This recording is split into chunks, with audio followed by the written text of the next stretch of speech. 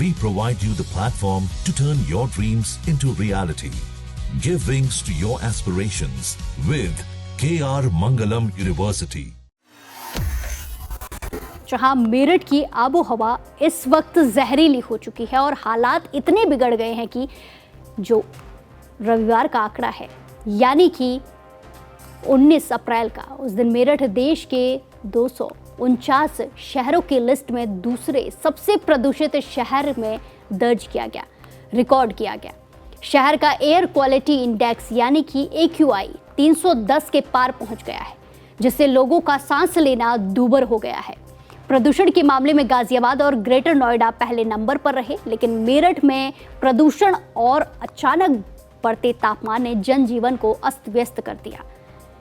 बीते दिन के पारे की बात की जाए तो सीजन के सबसे ऊंचे स्तर 41 डिग्री सेल्सियस पर पहुंचा। वैज्ञानिकों का कहना है कि प्रदूषण के अचानक बढ़ने के पीछे सबसे बड़ी वजह इस समय हो रही गेहूं की कटाई है। थ्रेशर से होने वाली कटाई के कारण कृषि अवशेषों का गुबार हवा में छा गया है और साथ ही चल रही धूल भरी हवाओं ने प्रदूषण के कणों को वायुमंडल के निचले हिस्से में जमा कर दिया है। आलम यह है कि पल्लवपुरम और MIET जैसे इलाकों में प्रदूषण का स्तर 400 माइक्रोग्राम के ऊपर पहुंच गया है, जो मानव स्वास्थ्य के लिए बेहद ज्यादा खतरनाक है। क्षेत्रीय प्रदूषण नियंत्रण अधिकारी राजेंद्र प्रसाद के मुताबिक सड़कों पर चल रहे निर्माण कार्यों की वजह से भी धूल उड़ रही है, जिससे धूल की एक मोटी परत पूरे शहर पर छाई हुई है। मौसम विभाग ने चेतावनी दी है कि आने वाले दिनों में तापमान 42 से 43 डिग्री तक पहुंच सकता है, जिससे राहत मिलने के आसार कम ही दिखाई दे रहे हैं।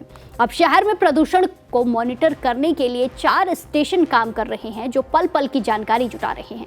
कुल मिलाकर कहें तो बढ़ती गर्मी और जहरीली हवा ने मेरठ वालों की मुश्किलों को दोगुना कर दिया है। मेरठ की हवा अब सेहत के लिए बेहद ज्यादा खतरनाक बन गई है। चेतावनी बनी हुई है। ऐसे में प्रशासन को धूल और प्रदूषण पर लगाम लगाने के लिए सख्त कदम जल्द उठाने होंगे।